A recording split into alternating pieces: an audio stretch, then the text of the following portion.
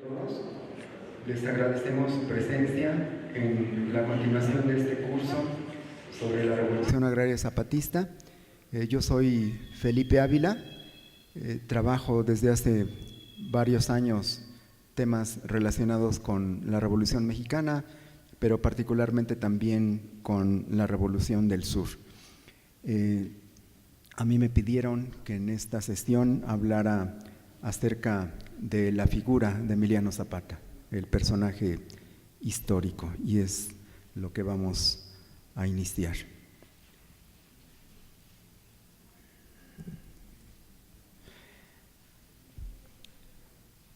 Emiliano Zapata Salazar, noveno de 10 hijos de Gabriel Zapata y Cleofas Salazar, nació en Anenecuilco, Morelos, el 8 de agosto de 1879. Su familia, de origen mestizo, poseía algunas tierras en el pueblo, así como algunas vacas y caballos. Aunque los Zapata no eran una familia rica, tampoco pertenecían a las numerosas familias pobres que apenas tenían para sobrevivir y que constituían la mayoría de las familias de esta región. Emiliano pudo asistir a la escuela elemental en la vecina Villa de Ayala, en donde aprendió a leer y escribir, así como las nociones básicas de aritmética, historia y geografía que ofrecían las escuelas rurales de la época. Desde los 8 años colaboró con la economía familiar, cuidando los animales, recolectando madera y auxiliando en las labores agrícolas.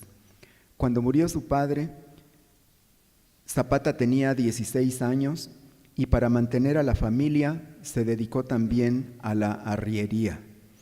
Desde muy joven tuvo especial predilección por los caballos y adquirió fama como jinete diestro y como caballerango. Otra habilidad que aprendió desde muy joven fue el manejo de las armas que le enseñó su tío José Zapata. En Anenecuilco, el problema de la tierra había sido siempre central y estaba estrechamente asociado a su historia desde la época prehispánica. Pueblo indígena, constituido desde antes de la conquista y colonización españolas, enclavado en el fértil valle de Cuautla, desde la etapa temprana colonial sufrió la ambición de los nuevos colonos españoles, atraídos por el éxito del cultivo de la caña de azúcar. Al igual que otros pueblos del Valle de Cuautla y del vecino Valle de Cuernavaca, los de Anenecuilco pronto vieron cómo se modificaba el paisaje con el florecimiento de los cañaverales y cómo las haciendas azucareras se adueñaban paulatinamente de las mejores tierras en perjuicio de los pueblos. La historia agraria colonial de ambos valles, el de Cuernavaca y el de Cuautla, está plagada de testimonios sobre el avance de las haciendas azucareras y la resistencia de los pueblos indígenas que defendieron en los tribunales virreinales infructuosamente sus derechos como propietarios originarios de sus tierras.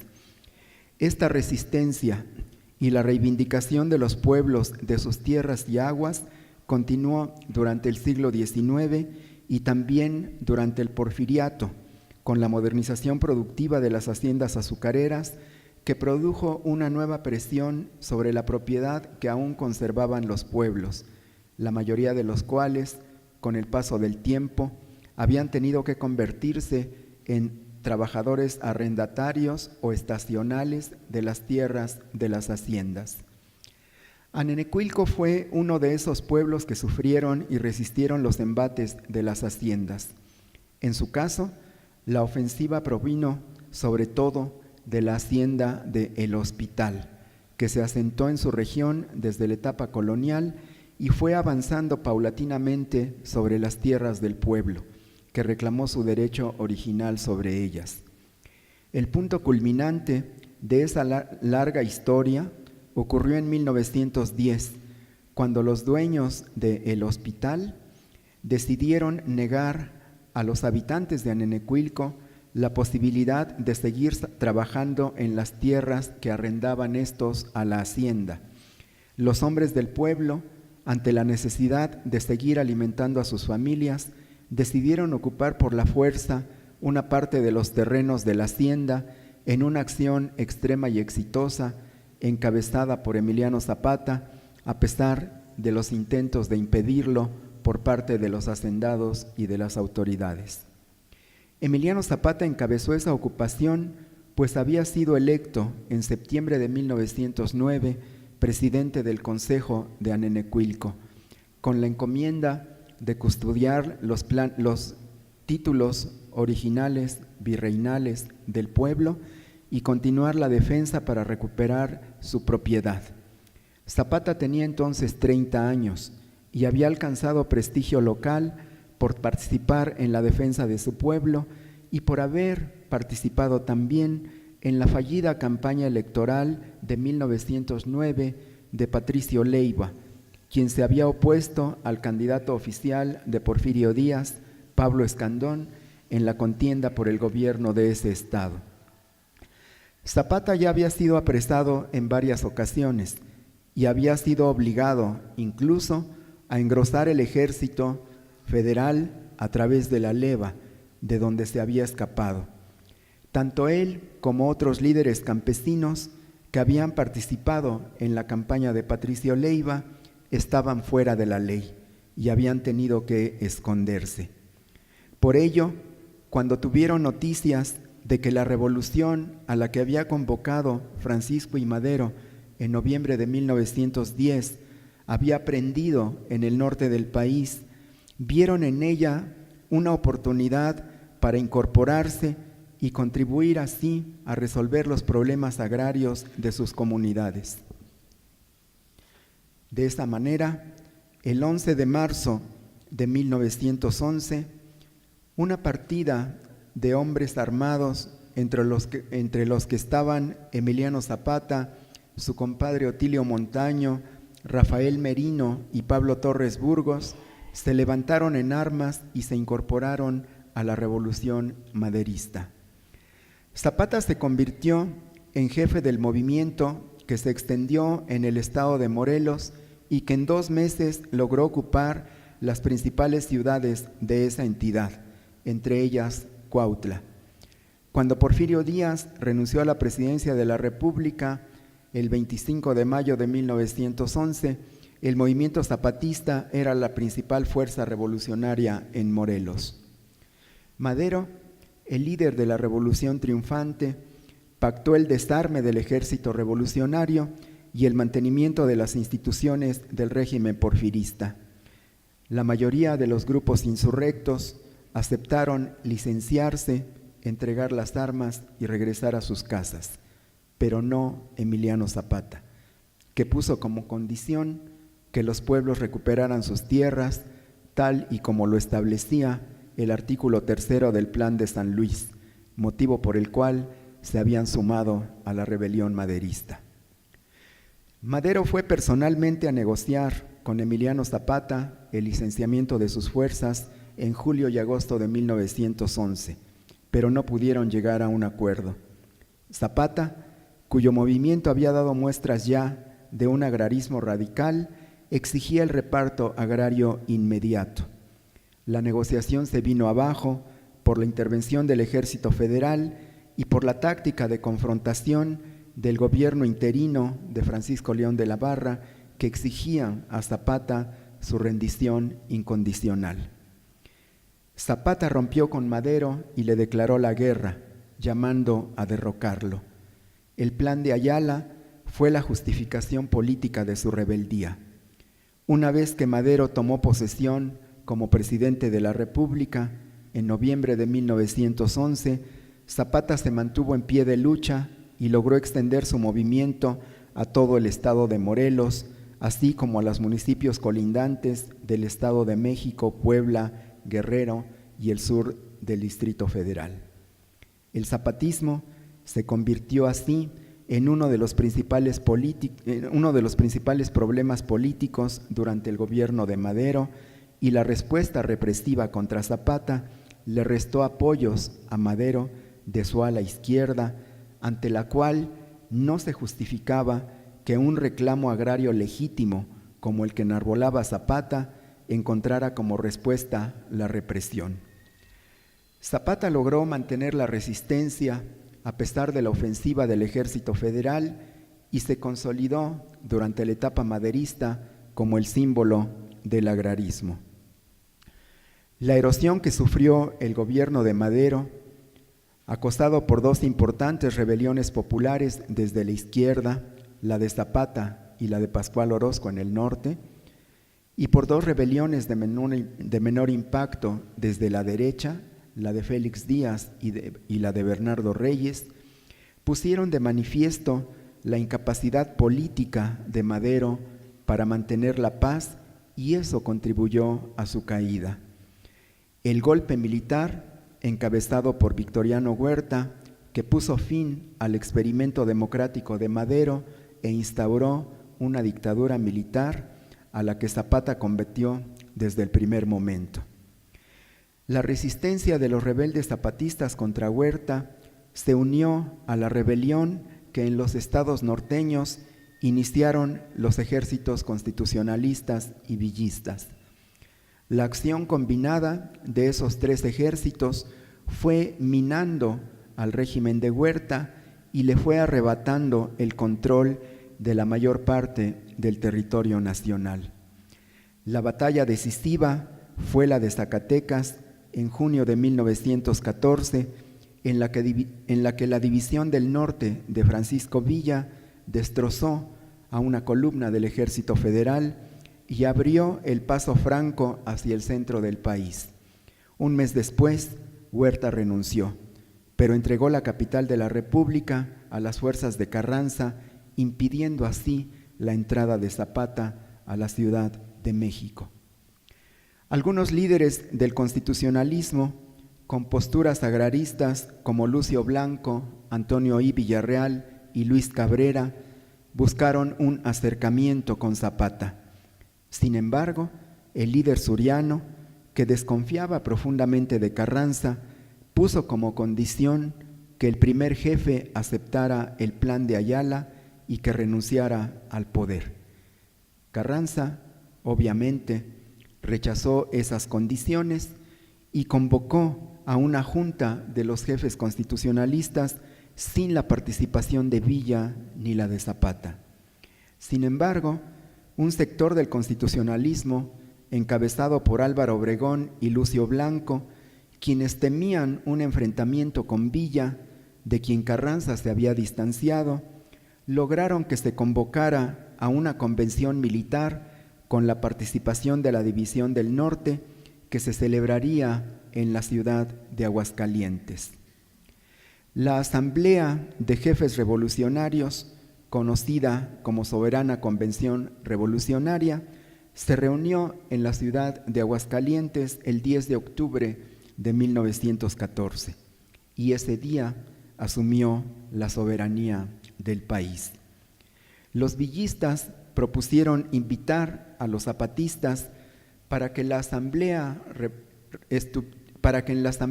Revolucionaria estuviera la totalidad de la representación de las distintas fracciones revolucionarias. Felipe Ángeles, el brillante militar villista, fue personalmente a Morelos a invitar a Zapata a la convención.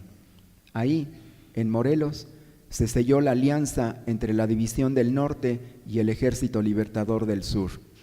Zapata nuevamente planteó sus condiciones: la aceptación del plan de Ayala por la convención y la renuncia de Carranza a la primera jefatura y al poder ejecutivo de la nación. En la convención, los delegados zapatistas arrastraron al villismo y le imprimieron un contenido social a las discusiones, logrando que la Asamblea Revolucionaria aprobara el plan de Ayala como plataforma mínima para el programa de gobierno. La convención aprobó también la elección de Eulalio Gutiérrez como presidente provisional de la República y la renuncia de los tres grandes caudillos de la Revolución, Villa, Carranza y Zapata. Carranza rechazó esas decisiones y rompió con la convención. Obregón y los suyos abandonaron también la Asamblea Revolucionaria y se subordinaron nuevamente a Carranza. Zapata estrechó su alianza con Villa. El triunfo de la revolución se decidiría en los campos de batalla. Villa y Zapata tomaron conjuntamente la Ciudad de México el 6 de diciembre de 1914 e instalaron en el Palacio Nacional al gobierno de la Convención. Carranza, entre tanto, se atrincheró en Veracruz, donde Obregón, al frente del Ejército de Operaciones, inició su marcha para enfrentar a Villa, el enemigo a vencer. Aunque Zapata y Villa habían sellado en Xochimilco un pacto político y militar para enfrentar conjuntamente al constitucionalismo, esos compromisos no pudieron llevarse a cabo por las diferencias que afloraron entre ellos durante la ocupación de la Ciudad de México en diciembre de 1914 y enero de 1915. Villa, amenazado de que le cortaran su centro de operaciones, regresó al norte y Zapata trató infructuosamente de impedir el avance de Obregón desde Veracruz hacia Puebla y la Ciudad de México. Derrotado, Zapata se atrincheró en su territorio, mientras Villa esperó a Obregón en el Bajío, donde se celebraron las batallas que definieron el rumbo y el destino de la revolución. El villismo fue derrotado entre abril y junio de 1915 y esa derrota significó también el comienzo del declive del zapatismo. No obstante, mientras la Revolución Nacional se definía en el Bajío, Zapata aprovechó para profundizar su revolución social. Entre 1914 y 1915, el zapatismo llevó a cabo una de las transformaciones agrarias, económicas, sociales y culturales más importantes en la historia de México, en lo que se ha conocido como la Comuna de Morelos. Los pueblos recuperaron sus tierras y dirigidos por Zapata y por el cuartel general, establecieron un autogobierno en el que tuvieron la oportunidad de ser los dueños de su destino y definir en libertad su organización, su trabajo, su vida. Sin embargo, fue una experiencia efímera, pues una vez que el constitucionalismo derrotó a Villa, llegó el tiempo de ajustarle las cuentas a Zapata. El zapatismo sufrió una vez más el embate de sus enemigos, los cuales poco a poco fueron quitándoles las regiones y ciudades que controlaba y estrechando el cerco. Fueron los años más difíciles para el movimiento suriano. Los pueblos sufrieron nuevamente una persecución y destrucción atroces. Después de años de guerra sin descanso, la economía de la región se había colapsado. La escasez de alimentos y la carestía se sumaron a las persecuciones, a los bombardeos y al avance de las tropas enemigas. Varios de los compañeros que habían iniciado la rebelión junto a Zapata cayeron víctimas del agotamiento, de las rivalidades y pleitos entre ellos, de la desmoralización y la desesperanza. Zapata perdió a su hermano Eufemio, muerto por una venganza luego de un pleito de cantina, y vio también cómo Otilio Montaño, su compadre y redactor del Plan de Ayala, fue juzgado y fusilado, acusado de traicionar la causa zapatista. Zapata, cada vez más solo, encabezó todavía una heroica resistencia de 3 años, de 1916 a 1919, en la que no lograron derrotar a su movimiento y en donde pudo volver a poner en jaque a los nuevos dueños del territorio, los militares constitucionalistas encabezados por Pablo González. Zapata buscó establecer alianzas con diversos líderes de manera pragmática, infructuosamente. Su derrota final, una vez que había fracasado su estrategia de formar una amplia coalición contra Venustiano Carranza y que la base de su apoyo en Morelos estaba cada vez más debilitada, fue solamente una cuestión de tiempo. La muerte de Zapata. Zapata fue asesinado el 10 de abril de 1919 en la hacienda de Chinameca, Morelos, en una emboscada preparada por Jesús Guajardo, oficial del ejército carrancista bajo las órdenes de Pablo González.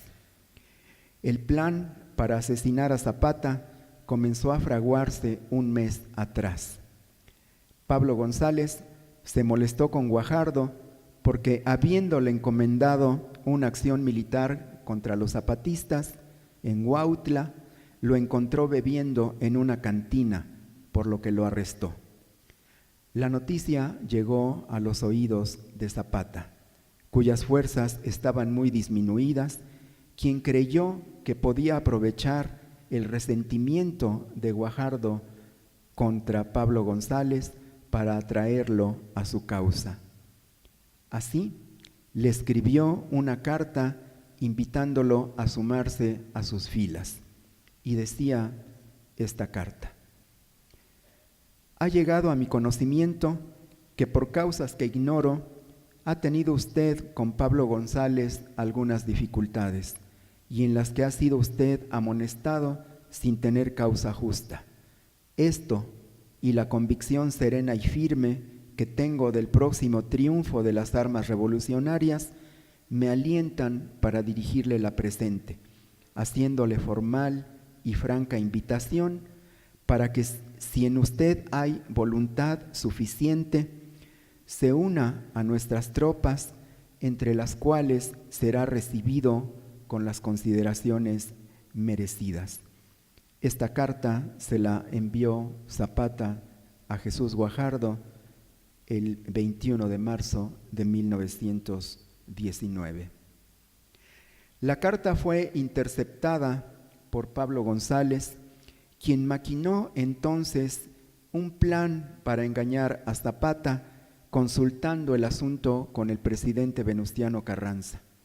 De este modo, liberó a Guajardo, al que le mostró la carta interceptada y le ordenó que le contestara a Zapata y buscara un acercamiento con él. Comenzó así la intriga. Guajardo escribió a Zapata a fines de marzo que, si le ofrecía garantías, se uniría a sus fuerzas con todos sus hombres y armamento.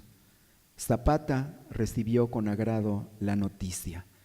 El 1 de abril le escribió de este modo a Guajardo: como le dije a usted en mi anterior carta, tanto a usted como a los jefes, oficiales y soldados que lo acompañen, se les recibirá con los brazos abiertos y gozarán de toda clase de garantías, pues se les verá como compañeros.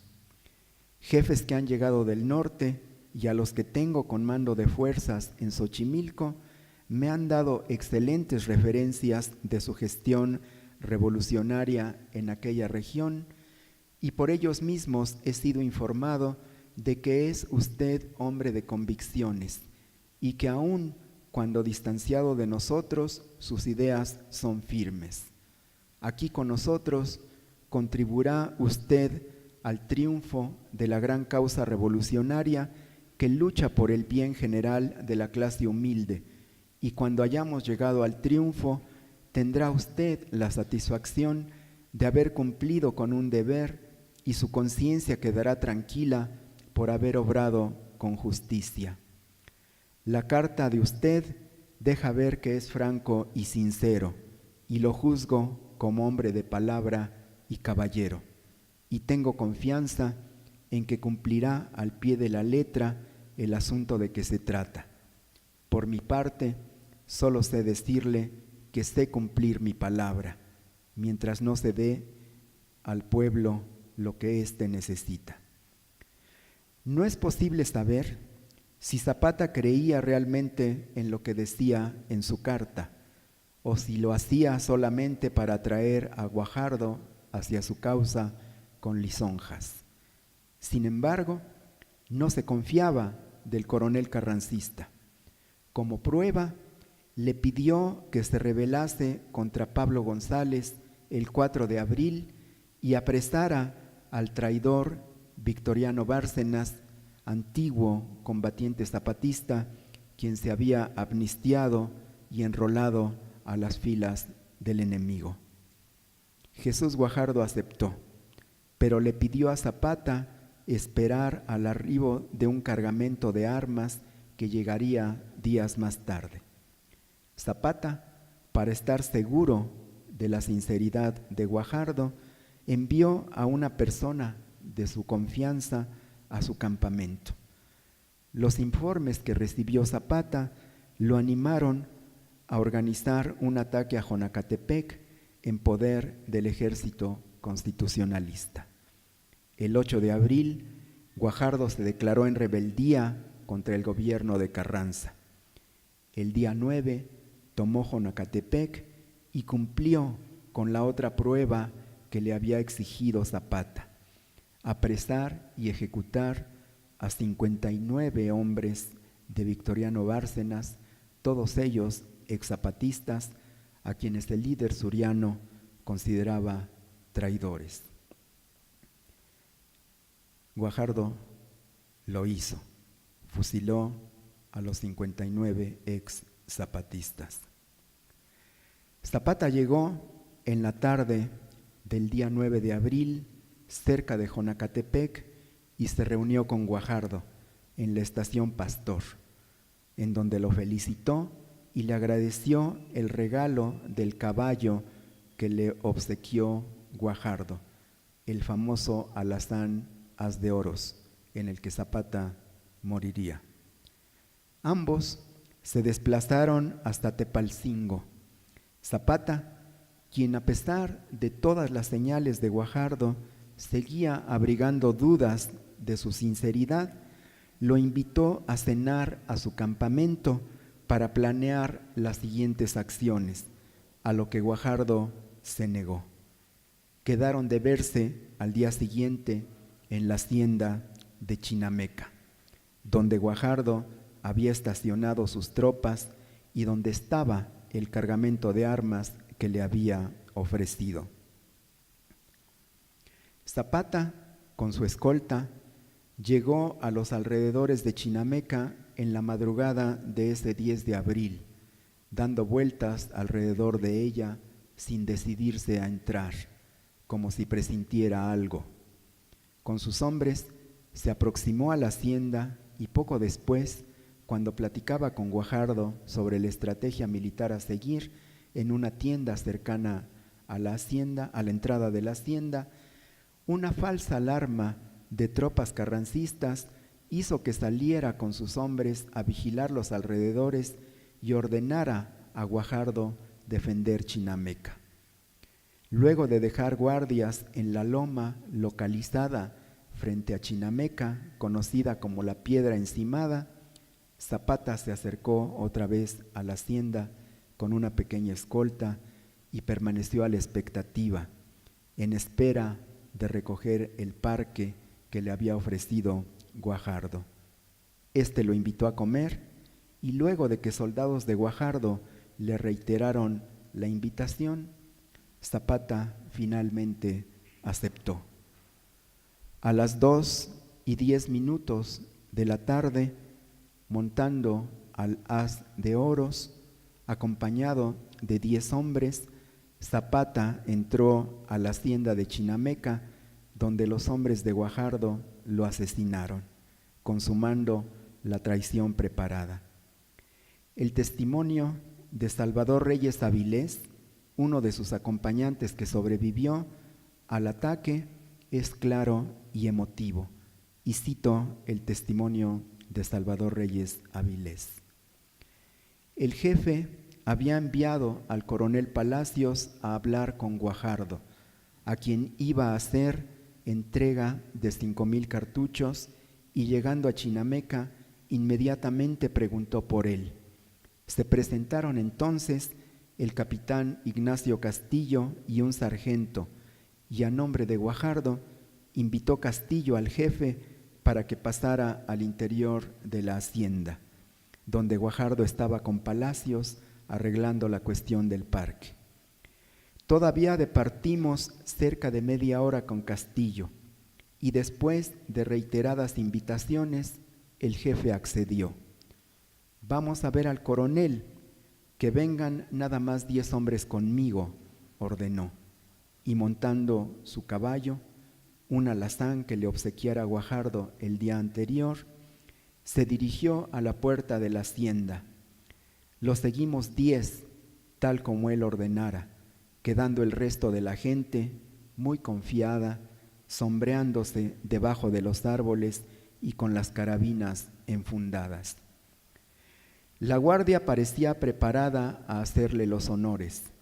El clarín tocó 3 veces, llamada de honor, y al apagarse la última nota, al llegar el general en jefe al dintel de la puerta, de la manera más alevosa, más cobarde, más villana, a quemarropa, sin dar tiempo para empuñar ni las pistolas, los soldados que presentaban armas descargaron 2 veces sus fusiles, y nuestro general Zapata cayó para no levantarse más.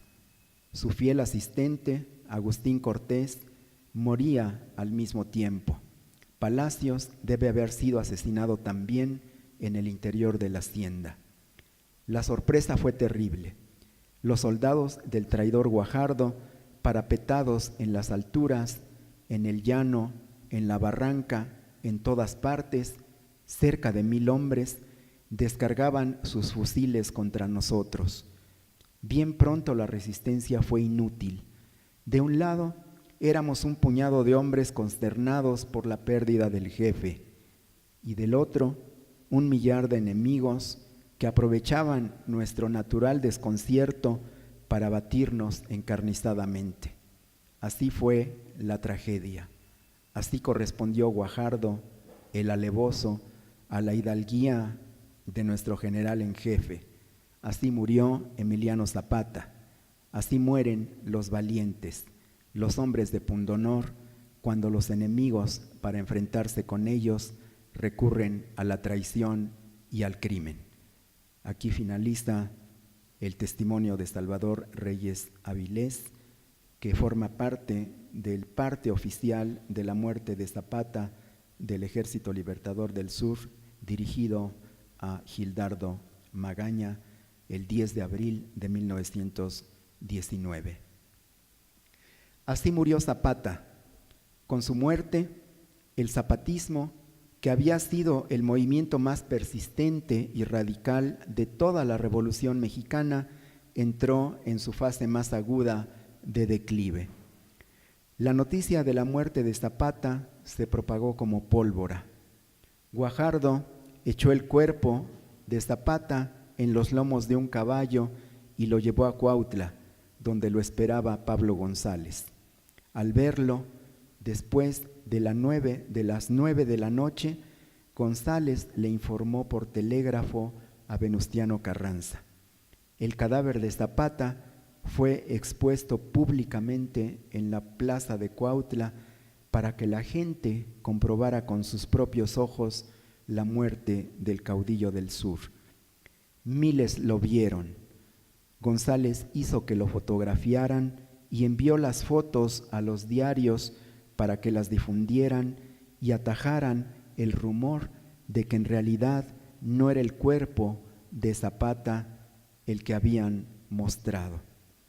La leyenda de que Zapata no había muerto en Chinameca comenzó a las pocas horas de su muerte y continuó por decenios en los campos de Morelos, donde los campesinos se negaban a creer que su gran líder había caído.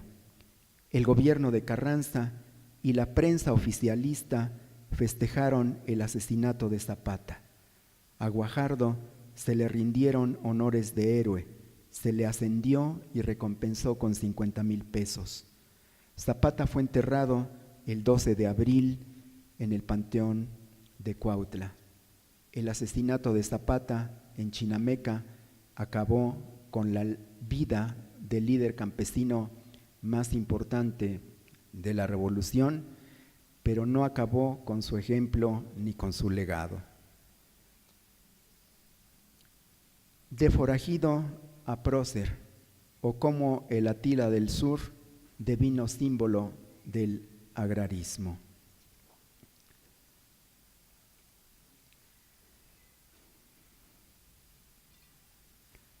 La imagen negativa de Emiliano Zapata, prevaleciente hasta entonces, poco a poco se fue transformando. El Atila del Sur, el enemigo de la civilización, el forajido sin principios, se fue convirtiendo no solo en un héroe local, sino que muy pronto alcanzó dimensiones nacionales y con el paso de los años se convirtió en el símbolo del agrarismo. La muerte de Zapata a traición facilitó esa mutación. Sin embargo, la apropiación y utilización de Zapata por el Estado que lo derrotó, para ser efectiva, tuvo que apoyarse en elementos positivos de Zapata que la hicieran creíble y aceptable. Un primer factor fue la popularidad y el arraigo que había tenido Zapata entre los pueblos campesinos de Morelos y en las regiones aledañas del centro-sur del país. Zapata, junto con Villa, quizás hayan sido los líderes más carismáticos de la revolución, y el fervor de sus seguidores no había menguado después de su muerte. Además, la imagen nacional de Zapata, construida y utilizada por los gobiernos posrevolucionarios, se apoyó en el mito y en las leyendas locales del culto popular a Zapata, que se formó espontáneamente luego de su muerte y que muy pronto comenzó a extenderse. La gente de las comunidades, que lo había visto como un padre salvador, no se resignó a su muerte. Muy pronto comenzaron los relatos que aseguraban que Zapata no era el que había caído muerto en Chinameca, que había sospechado la traición de Guajardo y había mandado en su lugar a un compadre suyo que se le parecía, que el cadáver exhibido tenía los dedos de la mano completos y que Zapata había perdido la falange de un dedo en un jaripeo, además de que no tenía el lugar que lo caracterizaba en su mejilla. Zapata era demasiado listo para dejarse sorprender, pero había decidido desaparecer de la escena para frenar el sufrimiento de su pueblo. La leyenda creció y desarrolló escenarios fantasiosos. Zapata habría emigrado a Arabia, o se había escondido en las montañas de Guerrero, o vivía oculto en una cueva de Morelos y hacía furtivas escapadas para estar con una nueva familia. En cualquier caso, Zapata estaba al pendiente de su pueblo y regresaría cuando lo necesitara para encabezar su lucha redentora. La leyenda de Zapata adquirió así tonos mesiánicos. Como Jesús y otros redentores, había muerto por los suyos, en caso de que hubiera realmente fallecido. Si había engañado a sus enemigos, volvería cuando su pueblo más lo necesitara. Se formó así una enraizada tradición oral que se extendió por la zona zapatista, que reflejaba la necesidad de los pueblos campesinos de sentirse protegidos, de seguir creyendo en su líder patriarcal y tener esperanzas de que los ayudaría a obtener un futuro mejor. Esa leyenda, con las variaciones propias de la tradición oral, ha sido una manifestación popular de larga duración que ha permanecido por décadas en Morelos y zonas aledañas y de la que todavía hace algunos años existían vestigios. Junto a esa tradición local, se forjó también una leyenda nacional sobre Zapata. Para construirla, el Estado se valió de un segundo elemento que Zapata ofrecía mejor que nadie: la legitimidad de la lucha por la tierra.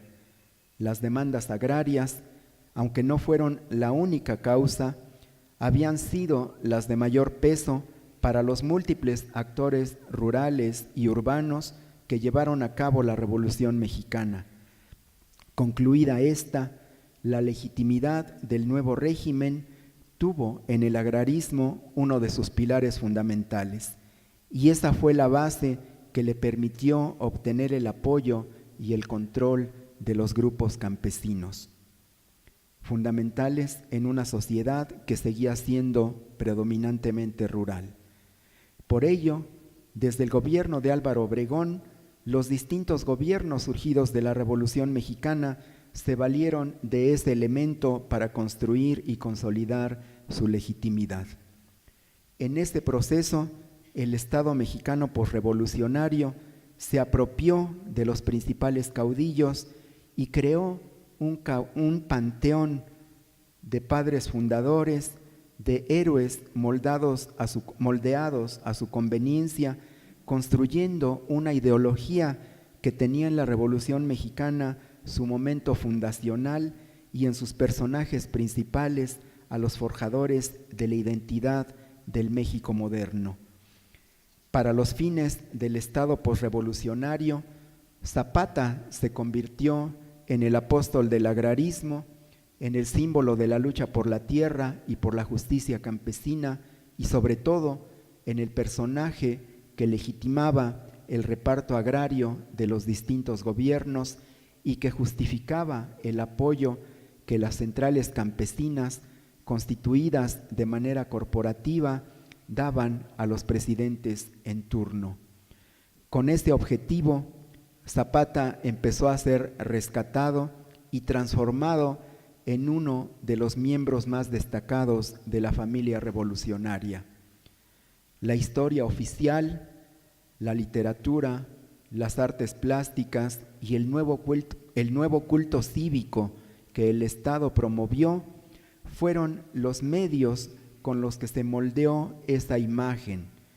El 10 de abril, aniversario luctuoso de Zapata, fecha que en los años posteriores a su muerte congregaba solo a sus partidarios más fieles, se convirtió en una ceremonia de la que se fue apropiando el Estado mexicano desde 1923, cuando Obregón, entonces presidente de la República, asistió a Cuautla, al lugar donde estaban enterrados los restos de Emiliano, y elogió los ideales agrarios zapatistas.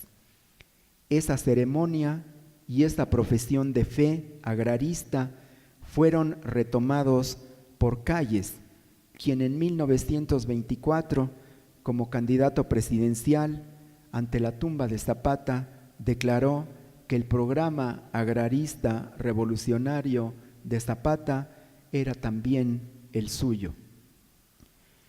Este ritual de profesión de fe agrarista se instauró como práctica regular de los gobiernos posrevolucionarios.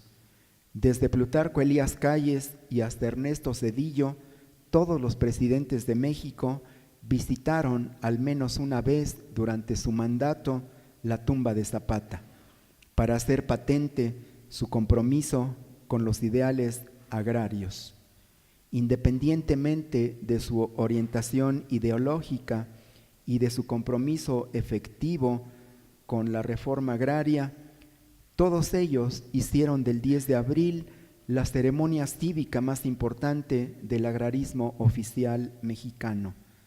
Esa conmemoración, entre los años 30 y 60 del siglo pasado, se celebraba no solamente en Cuautla y en otras localidades de Morelos, sino también en el Distrito Federal y en ocasiones en la mayor parte de las escuelas primarias y secundarias del país. El evento principal, de carácter nacional, era en el Monumento a Zapata, en Cuautla, organizado por el gobierno federal, por el estatal y por las principales centrales campesinas oficialistas del país, que hicieron del ideal zapatista su principal bandera política. La manipulación de la figura de Zapata por los gobiernos posrevolucionarios les fue funcional. Un Zapata a modo, cuya figura se fue desvirtuando hasta convertirse en un personaje que lo mismo podía invocarse por los presidentes en turno para llamar a la unidad nacional, a una alianza productiva entre campesinos y terratenientes, o en el extremo para reformar el artículo 27 constitucional y permitir la privatización del ejido, como lo hizo el presidente Carlos Salinas de Gortari en 1992, había sido fabricado y utilizado profusamente por los gobiernos priistas, que se presentaban a sí mismos como herederos de la Revolución Mexicana y que monopolizaron durante los 50 años posteriores a la muerte de Zapata el culto cívico alrededor de su figura. La reapropiación de Zapata por el movimiento popular. Sin embargo, después de 1968, Zapata comenzó a ser reivindicado cada vez más por los distintos movimientos populares, campesinos o sindicales, que se desprendían de la tutela gubernamental y reivindicaban su independencia. Aunque el Estado mexicano había sido capaz de cooptar a los principales líderes sobrevivientes del zapatismo y las centrales campesinas agraristas fueron promovidas, organizadas y controladas por el Estado, con el paso de los años, el desencanto campesino por el agotamiento de la reforma agraria, por la reconstitución de los latifundios, por la precariedad de su economía y la falta de apoyos para superar el rezago en el que vivían, fueron minando su confianza en los gobiernos y fortaleciendo su independencia y ruptura con ellos. Este descontento campesino encontró en la memoria del Zapata original una de sus fuentes principales.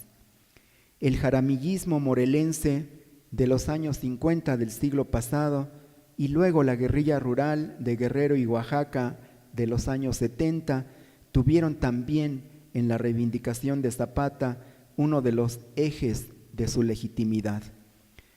En la medida en que los movimientos populares se desprendían de la tutela del Estado corporativo mexicano, encontraban en Zapata un ejemplo de independencia y radicalidad que legitimaba y fortalecía sus propuestas. Así, en la década de los 80, el auge que tuvo el movimiento campesino independiente llevó a la constitución de la Coordinadora Nacional Plan de Ayala, que aglutinaba a la mayor parte de las organizaciones campesinas independientes en el país. Desde esos años, las organizaciones campesinas no oficiales recuperaron para el movimiento popular el 10 de abril y lo convirtieron en una jornada de lucha y de rebeldía, obligando al Estado a celebrar eventos cerrados con las organizaciones campesinas oficialistas que les garantizaban un mayor control. En esta batalla por los símbolos, la figura de Zapata tomó un renovado impulso el 1 de enero de 1994, cuando un movimiento de indígenas chiapanecos denominado Ejército Zapatista de Liberación Nacional le declaró la guerra al Estado mexicano y alcanzó no solo resonancia nacional, sino mundial, gracias a la habilidad comunicativa de sus jefes mestizos, entre ellos el subcomandante Marcos, hoy subcomandante Galeano. El EZLN subrayó su herencia zapatista y reivindicó un nuevo uso de la historia, de los héroes y de sus conmemoraciones. y en su propuesta ideológica y política, Emiliano Zapata ocupó un lugar central. Zapata se convirtió así en el héroe más reivindicado por el movimiento popular y favorecido por el impacto del neozapatismo chiapaneco. Su resonancia traspasó nuestras fronteras, por lo cual la fuerte batalla prolongada por apropiarse del legado de Zapata, de su significado y de su símbolo, esa lucha entre el Estado mexicano y las organizaciones campesinas y populares independientes ha sido, sin duda, definitivamente ganado por estas últimas. Muchas gracias.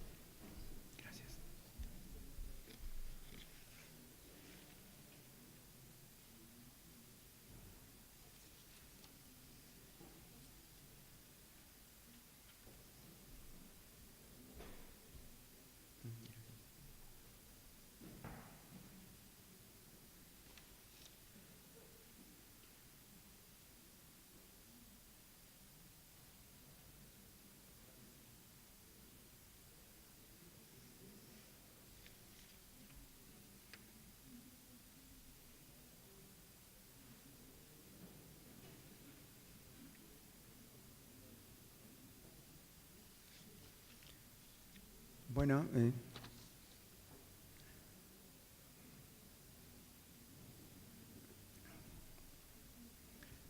agradezco sus preguntas, voy a tratar de responderlas brevemente.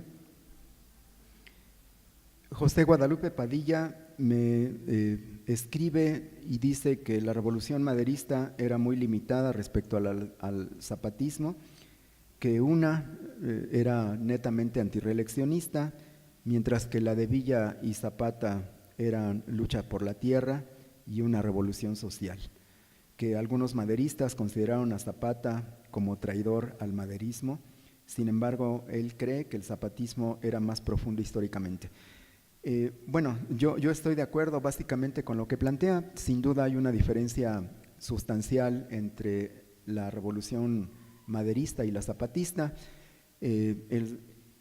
El proyecto de Madero era sobre todo una revolución política, establecer la democracia en nuestro país. Él estaba convencido de que una vez que hubiera un régimen democrático en México, gobiernos electos democráticamente iban a hacer buenas leyes y esas buenas leyes iban a resolver los problemas nacionales. Zapata, desde la primera vez que se reunió con Francisco y Madero, le dejó muy en claro que para él la revolución no era un simple cambio de gobierno, que para él la revolución era una revolución social y no podía llamarse revolución un cambio en el gobierno que no permitiera la recuperación de la tierra de los pueblos. Aunque ciertamente muchos personajes cercanos a Madero consideraron a Emiliano Zapata y al zapatismo como traidores, yo creo que la manera en que se fue gestando la ruptura de Zapata con Madero demuestra la justicia y la legitimidad de su postura, porque a los ojos de Zapata más bien quien había traicionado era Madero, era el que no había cumplido con su oferta del plan de San Luis en el artículo 3, en donde había ofrecido que los pueblos recuperarían las tierras de las que habían sido despojados. Y además, en las negociaciones entre Madero y Zapata, en agosto de 1911, a Zapata lo intentaron atrapar por la espalda y asesinar el Ejército Federal y el gobierno provisional de Francisco León de la Barra. Por eso es que Zapata se convenció que solo había dos opciones. La primera, que Madero fuera un hombre de buena fe y que no tuviera control sobre el ejército. Y entonces, si no tenía el control sobre el ejército, no tenía ningún caso negociar con él, porque no lo iban a respetar. Los acuerdos a los que llegaran Zapata y Madero, en el caso de que Madero fuera un hombre de buena fe, no iban a cumplirse, era perder el tiempo. Esta era la primera opción que desprendió Zapata de sus encuentros y negociaciones con Madero. La segunda era más grave, que fue la que lo decidió finalmente actuar como lo hizo. Él se convenció de que Madero era parte de un complot para asesinarlo, que Madero era parte de esa maquinación, y por lo tanto lo declaró traidor, y el plan de Ayala es un plan furiosamente antimaderista, es una declaratoria de guerra de alguien que se siente traicionado, que se siente agraviado, que se siente engañado y que no está dispuesto a permitirlo. Alejandro Orozco me pregunta qué opinión me merece el libro de Sotelo Inclán. Yo creo que es el primer libro clásico sobre el zapatismo, es la mejor historia acerca de las raíces de la lucha zapatista, es una historia de Anenecuilco desde la etapa temprana virreinal y con documentos del archivo que había estado en poder de Zapata cuando lo nombraron presidente del Consejo de Anenecuilco y que le había encomendado su custodia a su primo Francisco Franco. Este archivo, que fue el que Zapata se comprometió a defender con su vida, que era el archivo donde estaban los títulos primordiales de Anenecuilco, este archivo llegó a manos de Jesús Sotelo Inclán y estudiando este archivo pudo reconstruir en su libro la historia de un pueblo por sobrevivir. Este libro de Sotelo Inclán es el primer gran libro fundamental sobre el zapatismo y está centrado en el análisis de los documentos que estuvieron en poder de Zapata y que a su muerte fueron conservados por Francisco Franco y que Francisco Franco por primera vez se los ofreció a un académico honesto, sincero, comprometido como era Jesús Sotelo Inclán, y de ahí salió este primer gran libro sobre la historia del zapatismo.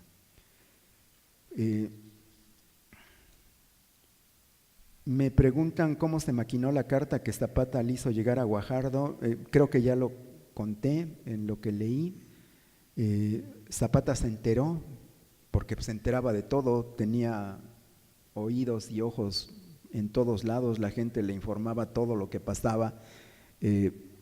Llegó a oídos de Zapata el enojo de Pablo González con Jesús Guajardo y Zapata pensó que podía aprovechar el enojo de Guajardo con Pablo González para tratar de atraerlo a su causa.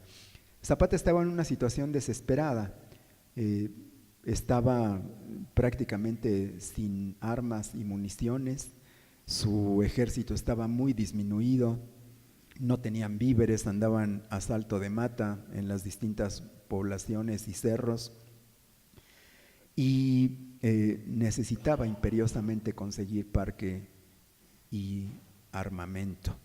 Y por eso fue que trató de sacarle provecho a esa carta que le envió a Jesús Guajardo invitándolo. Sin embargo, el Estado estaba controlado militarmente por Pablo González. No le costó mucho esfuerzo interceptar la carta y al leer lo que le proponía Zapata a Guajardo, ahí fue cuando comenzó la maquinación para tratar de ponerle una emboscada a Emiliano Zapata, y lo que ocurrió después fue la construcción de un crimen de Estado. Fue un crimen que vino desde lo más alto del poder político, del que estuvo enterado Venustiano Carranza, quien le dio su aval, y bueno, ya la forma en que se concretó esta maquinación creo que la describí con detalle en el texto que leí.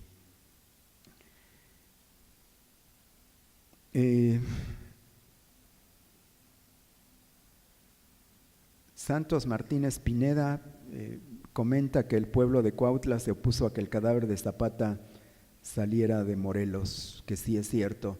Sí, en 1979, cuando se cumplía el centenario del natalicio de Emiliano Zapata, el entonces presidente de la República, José López Portillo, intentó exhumar los restos de Zapata de el Panteón de Cuautla, donde estaban alojados, y traerlos al Monumento a la Revolución, ponerlos junto con los que habían sido sus enemigos. Y no pudo. El evento del 10 de abril en Cuautla le reventó en la cara a López Portillo, a pesar del control político y militar de los eventos del gobierno mexicano, particularmente en esa época. El enojo, el rechazo, el repudio de la familia de Zapata en primer lugar, pero también de los habitantes de Cuautla y de las organizaciones campesinas, hizo que el evento se les saliera de las manos. Tuvieron que cortar por lo sano. Están las crónicas de los periódicos del 11 de abril, en donde se puede leer cómo le reventó el evento oficial del 10 de abril a José López Portillo. Y la familia de Zapata, pero sobre todo los campesinos y los habitantes de Cuautla, se organizaron y defendieron que no pudieran sacar los restos de Zapata. Hicieron guardias durante muchos días en donde se quedaban a dormir en la noche para impedir que los restos de Zapata estuvieran enterrados en el Monumento a la Revolución, y lo consiguieron.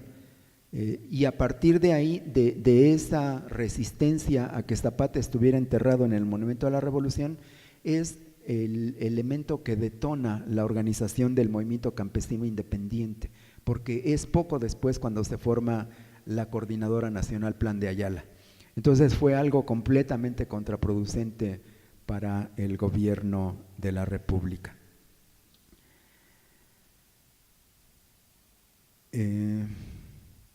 Bueno, Jorge Martínez Garza pregunta más o menos lo mismo, es esto que acabo de comentar. No.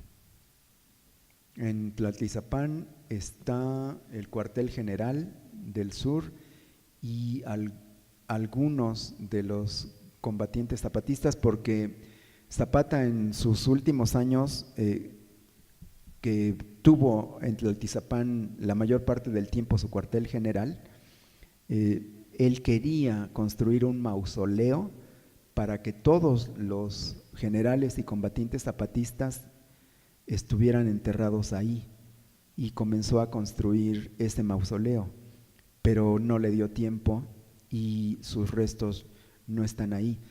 La mayoría de los restos, sobre todo de la gente que firmó el Plan de Ayala, que se levantó en armas desde el primer momento, y sus familiares, sus hermanas, sus dos hermanas, creo que Eufemio Zapata también, su esposa, la única esposa legítima que tuvo, aunque tuvo muchísimas otras mujeres, Josefa Espejo, todos ellos están enterrados en el Panteón Municipal de Anenecuilco. Ahí juntito a la iglesia es panteón de atrio de iglesia. Ahí están enterrados en Anenecuilco sus familiares, sus descendientes, su esposa y algunos de sus compañeros.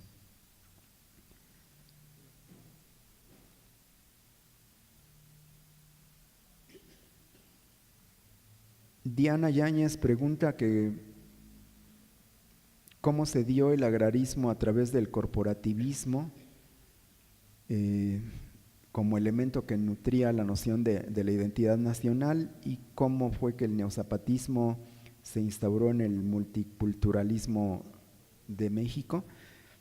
Bueno, sobre el agrarismo y el corporativismo creo que también ya comenté con detalle en el texto que leí cómo el Estado que surge de la Revolución fue construyendo una ideología que legitimaba a ese mismo Estado, y que para construir esa ideología se valió de algunos de los personajes históricos más importantes, pero construyó de ellos una figura muy parcial, muy útil para los fines de ese Estado. El Zapata que construye el gobierno posrevolucionario mexicano en el siglo XX es un Zapata pasteurizado, es un Zapata manipulado, moldeado, que le es funcional, es un Zapata al que le liman sus aristas más radicales y rebeldes, le quitan la esencia rebelde y lo ponen como un prócer a través del cual ellos pueden justificar medidas que son contrariamente antizapatistas y que sin embargo son presentadas con un enorme descaro y cinismo, como si Zapata estuviera avalando políticas y programas completamente contrarios a los intereses de los campesinos mexicanos. Pero así actuó el Estado de la Revolución durante los 70 años que estuvo en el poder el partido de Estado que construyó esta propia revolución.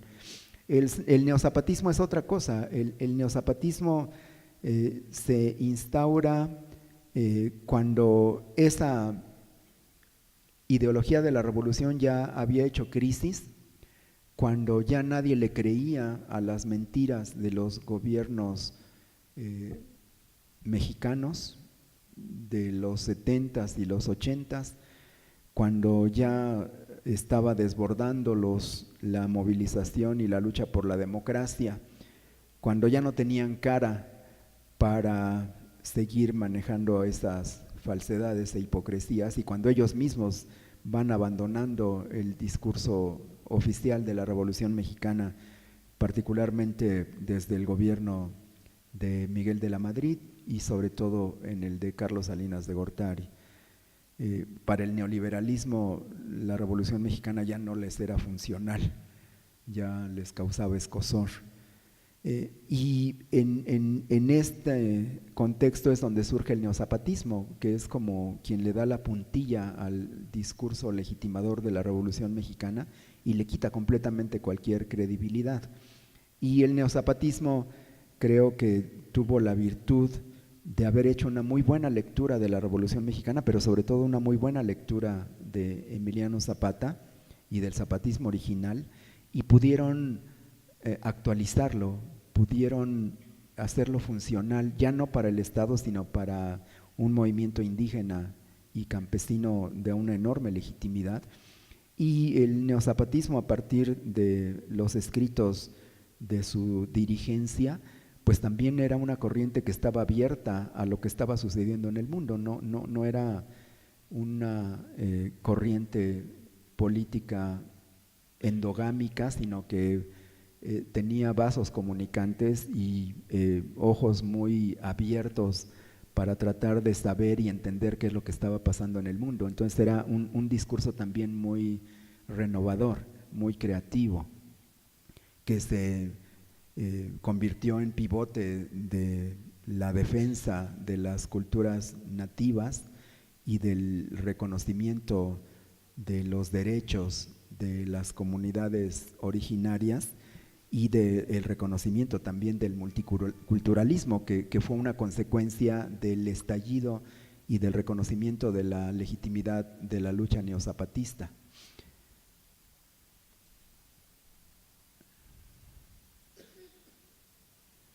Israel Hernández me pregunta que qué valores o características del zapatismo original considero que son reivindicados por el STLN. Yo creo que sobre todo esta forma de autogobierno, este proyecto del zapatismo original de construir una democracia directa, no solamente una democracia participativa, sino una democracia directa de autogobierno de las comunidades a partir de su organización municipal. Creo que es uno de los elementos que más ha reivindicado y fortalecido el neozapatismo del EZLN.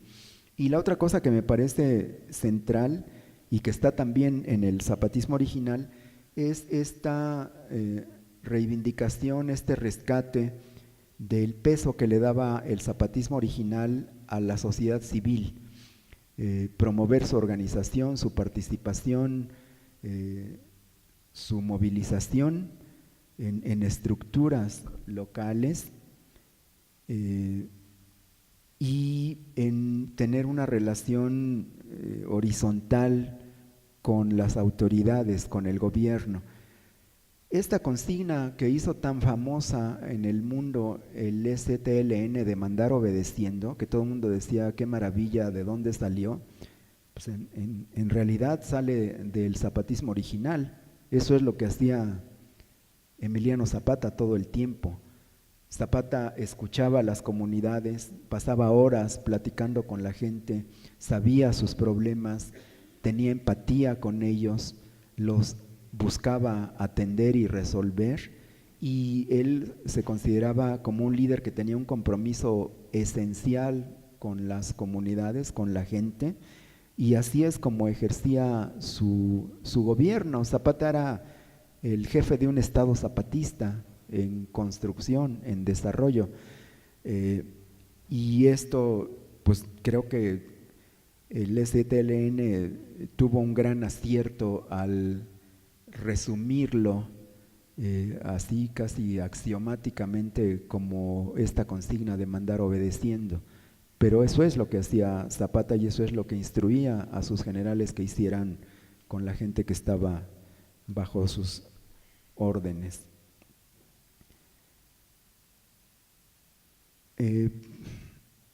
Alguien que no puso su nombre pregunta por qué Zapata y Villa no se unieron para atacar a Obregón en Celaya.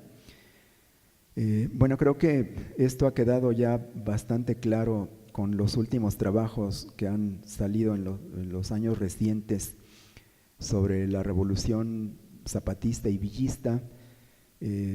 Pedro Salmerón en sus trabajos sobre la división del norte y 1915, Francisco Pineda en sus dos más recientes libros sobre la revolución zapatista, han demostrado, primero Salmerón demostró cómo lo que ocurre en 1915 no es lo que la historia tradicional de la revolución había sostenido, de que no cumplieron con el pacto de Xochimilco, que Villa se regresó al norte y Zapata se regresó a Morelos y no pudieron atacar a Carranza en Veracruz. Villa se tuvo que replegar al norte ante la amenaza de que le rompieran su línea de operaciones, ante las noticias que tuvo de que iban a tomar Torreón, que era de donde se abastecía, y tuvo una necesidad imperiosa de recuperar el control de su base de operaciones. Villa y Zapata además estaban en una carrera contra el tiempo porque no tenían los recursos económicos ni tampoco de guerra para poder ganar en una guerra prolongada a los constitucionalistas, y por eso Villa buscó desesperadamente enfrentar a Obregón en el centro del país y definir en una o dos batallas, a lo sumo, quién sería el triunfador de la revolución. No lo pudo hacer. Y Francisco Pineda creo que también ha demostrado con mucha contundencia cómo Zapata en realidad sí hizo todo lo que estuvo en sus manos para cumplir con el pacto de Xochimilco, pero que no le alcanzó, que nunca tuvo la capacidad de fuego, los recursos, pero sobre todo la carencia de armas fue uno de los factores clave para que no pudiera enfrentarse, detener a un ejército perfectamente pertrechado y dirigido como era el Ejército de Operaciones de Obregón, y tampoco tuvo capacidad para romperle la línea de operaciones del Bajío a Veracruz, a Álvaro Obregón, y todas esas cosas se conjugaron para que ocurriera la derrota de Villa y también la derrota de Zapata. Mario Orozco me pregunta que con el asesinato de Zapata, ¿cuál fue la reacción de Soto y Gama? De Antonio Díaz Soto y Gama debe ser, porque no era el único Soto y Gama, había otros hermanos, y que cómo se conocieron. Bueno, cuando se supo la noticia del asesinato de Zapata, pues desde luego se vino la debacle de los líderes zapatistas que sobrevivían. Reaccionaron pronto tratando de reagruparse y de mantenerse unidos y de elegir democráticamente al sucesor de Emiliano Zapata. Hubo una reunión de los principales jefes militares. En esa reunión hubo dos candidatos que fueron votados. Uno era Genovevo de la O, quizás el más auténtico y el más combativo de los generales zapatistas. El otro fue Gildardo Magaña. En la votación fue elegido Gildardo Magaña como sucesor de Emiliano Zapata.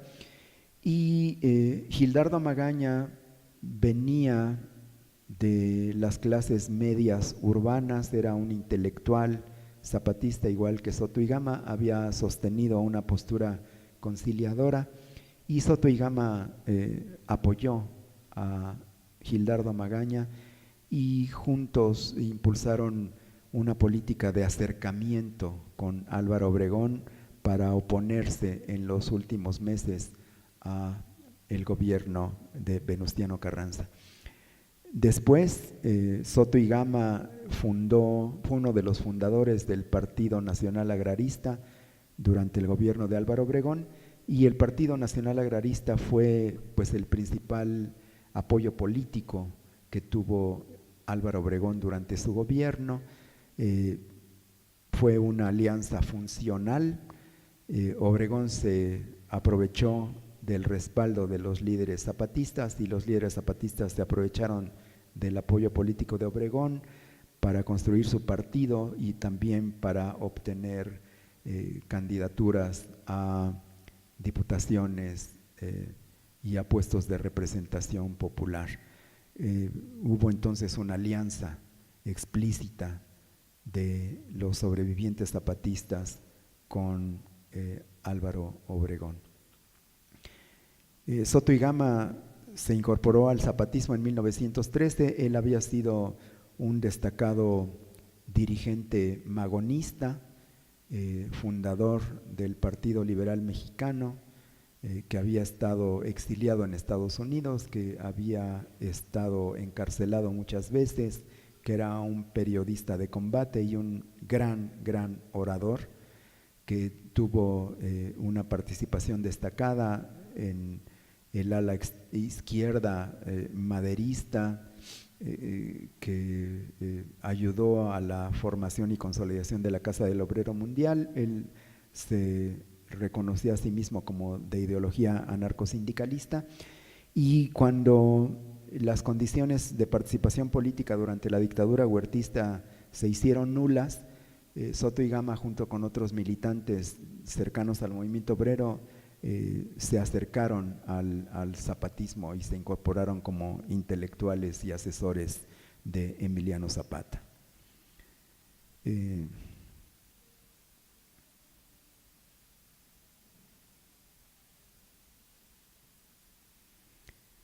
Bueno, F. Rangel o E. Rangel comenta que el encuentro de Villa y Zapata no fructificó en una alianza militar efectiva. Ya comenté este tema. Y comenta también que Galeano usó la imagen de Zapata en una guerrilla imaginaria. o sin guerreros, no entiendo bien lo que dice, y que es una farsa oficialista. Bueno, yo respeto esta opinión, pero no la comparto. Yo creo que la lucha del STLN y lo que ha hecho es una lucha legítima. Yo creo que tuvieron y tienen una enorme importancia. Hicieron visible las condiciones y los derechos de los pueblos indígenas, no nada más en México, sino en buena parte del mundo. Y creo que la experiencia que han estado construyendo y que todavía mantienen en algunos lugares de la selva chiapaneca es una experiencia muy importante que merece apoyarse. Sin embargo, respeto el punto de vista que se expresa en esta pregunta.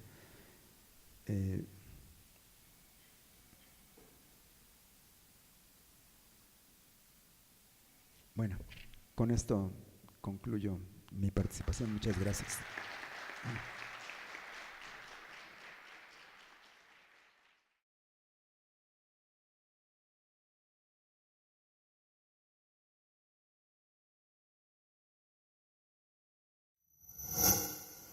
Gobierno de México.